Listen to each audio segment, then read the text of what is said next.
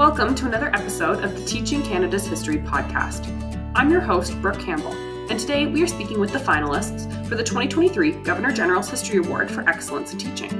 Created in 1996, the award recognizes best practices in teaching Canadian history and is an opportunity to highlight the important work that teachers and students are doing to interpret and share the stories of the past.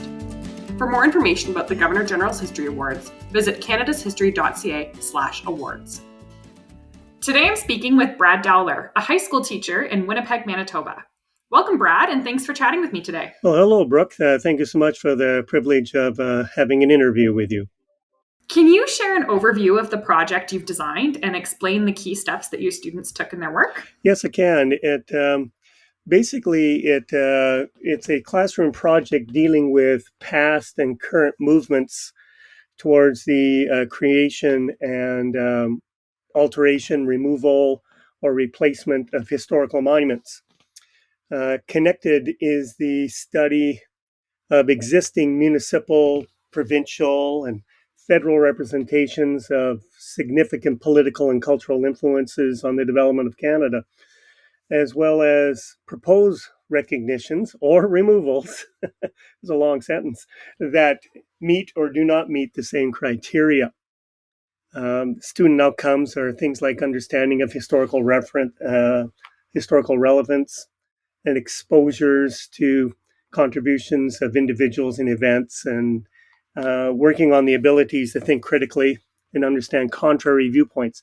That's the key, contrary viewpoints, and to share and discuss opinions openly. Basically, to start off with, student-led presentations on monuments located on the Manitoba legislative grounds are made. These presentations are joined together with our yearly visit to the Manitoba legislature, and I have the students make presentations on the monuments that are there. These students do biographical information on the individuals, their contributions to the founding and development of Canada and Manitoba. But most importantly, the focus of that particular assignment, which I've been doing for about 30 odd years at our school, is their contributions as their representation, as an ethnic group that had a pivotal role in the establishment of Manitoba. This includes Métis, English, French, Scottish, Jewish, Ukrainian, Icelanders, as well as specific recognitions for women. Interestingly enough, however, outside of the Métis, at present, there's very little present on the grounds to indicate the role of First Nations in the development of Manitoba. But this is soon to change with a current proposal to establish a monument for Chief Peguis. And I'm looking forward to this coming to be and having some of my students present his story and importance. So that just basically introduced the whole concept of monuments to the students. I also lead the class through a couple of PowerPoints and background stories and such of the existing monuments on the Manitoba legislative grounds, pardon me, and as well as Ottawa's Parliament Hill and the Capital Region. Once we're done that, and this is progressing through the semester, we're still doing regular grade 12 Canadian history and such, but we keep coming back to this particular thread of the monuments. I then, when we're really starting the big part of the project, the main part of the project, I give them prepared readings that in order to promote class discussions. And these readings deal with the current environment and opinions surrounding monuments and recognitions, namings, and their effects and the possible removal or changes. These articles do take a main focus towards the concerns surrounding John A. Macdonald, Queens Victoria and Elizabeth, specifically for Manitoba, but they also investigate the current dialogues that are ongoing with Confederate recognitions in the southern United States. The assignment for the project is then distributed with the rubric to the class, and they are charged with forming their own work groups, about 4 or 5 students, in order to research, discuss within the group, and then complete a completed work dealing with one of 4 positions. So these are 4 possible outcomes that they can have in their particular project. One being to promote or agree with the removal of a monument or recognition due to it not meeting existing historical significance and existing standards or criteria. Another position that they can take is to oppose a removal of a monument or recognition. They can advocate the establishment of a monument or recognition that currently does not exist, or they could oppose the establishment of a new monument or recognition that is currently under consideration.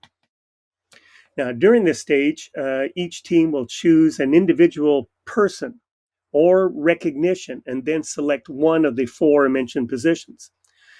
These selections of these people or these events or ideas can be based upon the student's previous experience and interests, but usually come as a result of the student legislature ground presentations or my introductory PowerPoints and background stories, or from the discussion readings, or even from the regular study of grade 11 history that we're currently undergoing at that time.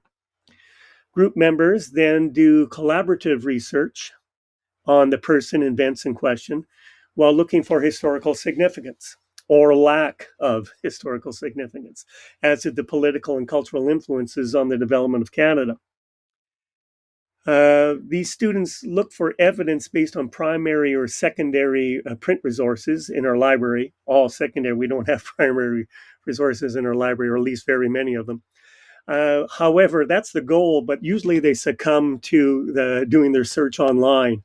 In all cases, they are charged with following the aspects of historical thinking regarding significance and evidence. Other provided resources include the standards for monuments and recognitions from the federal, provincial, and municipal bodies, as well as the previously mentioned issue articles that we had for in-class discussions. So once the group has established their position on the question, one of the four positions that they can do, and have found the evidence to support their contention of the person or the event or the idea that they plan on doing their project on, they then must also ensure that they have looked into considering opposing viewpoints and are prepared to deal with these positions within their project presentation. The final presentation consists of one option from three separate categories. So three entities in total. The first category is a written category, and they have the option of choosing a position paper, a letter to the editor style, or a op-ed. One of my ways of educating them and getting them to learn about that aspect of journalism. The second category is the graphic one, which they have the options of making up a Google Slides or a PowerPoint, a survey with a graphic representation of their findings, or a website on their position on that particular monument proposal or opinion. The third is social media, where the students are asked to do a podcast, much like what we have here right now, a blog or a weblog or a Twitter discussion. Inevitably, they all go for the podcast. We've had very few people try the blog or the Twitter, but hopefully in the future those will come in. And many of them have changed them into just being an oral podcast to actually a video podcast. Thanks, Brad. I know you mentioned historical significance a lot. Can you share more about how your students were able to engage with this historical thinking concept as well as the others throughout the project? Okay, so for historical thinking and specifically historical significance, the main question in regards to existing or proposed monuments or the removal of them or the alteration, I feel, is the one surrounding perspective. There are different viewpoints on a recognition's historical significance and the moral judgments associated with it. These differences all come down to trying to understand, the students trying to understand the thought processes and reasonings for recognition that occurred in the past and how those lines of thinking hold up in the present day. It was significant then. Is it significant now? With that kind of thing. Now, can the points of evidence that were used or ignored in the past, does that hold up in the present day? And that ignoring this evidence or choosing that evidence, does that then result in the recognition being established? And can those now be filtered using present day ways of thinking to reach a similar or contrary result? Or should the events and attitudes of the past be allowed to exist as being of the time and not be revised or agreed to, but simply to stand on their own? By way of this project, my students are able to determine what is significant and base their opinions on the evidence gathered, but also on their present day sensibilities. Where they are challenged, I believe, and that we are successful here with the kids, hopefully we're successful, is for them to be able to consider all aspects of thinking, both past and present, the pros and the cons, in order to come to a more fact-based conclusion, rather than one based on opinion and how the particular questions affect them personally. Hopefully we can get them to start thinking about the big picture and how it, in everybody's position, and how it affects everybody on a more broad scale. Speaking of the big picture, what impact has this project had on your students' learning, and what have been the outcomes for your community? Well, as I mentioned before, the impact on my students was hopefully, and I'm seeing some evidence of this. Did they have it before? Did they have it because of the project? I tend to think it's because they're in my classroom, and hopefully it's because of the project as well, is that they're developing an attitude where all positions on a question need to be investigated, even if some of those positions are contrary to their already established opinions. These students, and I've been around for a while, these students are really living in a very opinionated and partisan world, much more than when I was their age. They live in a world, where the dialogue has regressed to the point where both sides of an issue take the position that if someone disagrees with you on an issue, they're an idiot and are to be attacked, delegitimized, in order to ensure the promotion of your particular established position. Likewise, the other side operates under the same impression that contrary arguments are to be rejected just on principle. And not only that, but there's a revisionism in order to support their position or to be regarded as what you're saying as being fake.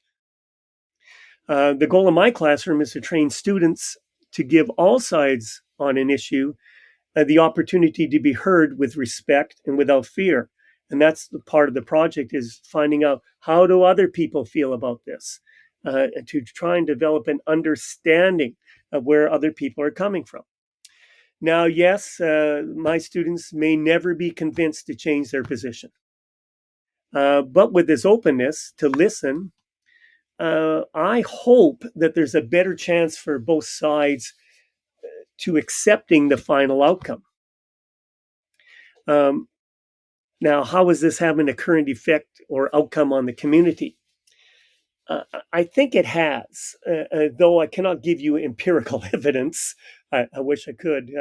I do know that my students are affecting their families, and in turn, their families do affect them. And perhaps this style of dialogue in dealing with issues will bring about an influence on the community as a whole. I know that it's showing promise in our school and in our particular school's community. I guess time's going to tell if we can turn this partisanship one side, my way or the highway type of way of thinking that's happening in society right now. Well, we'll just see how that goes. Thank you so much, Brad. Really appreciate you sharing more about this project and about the work that your students have been doing.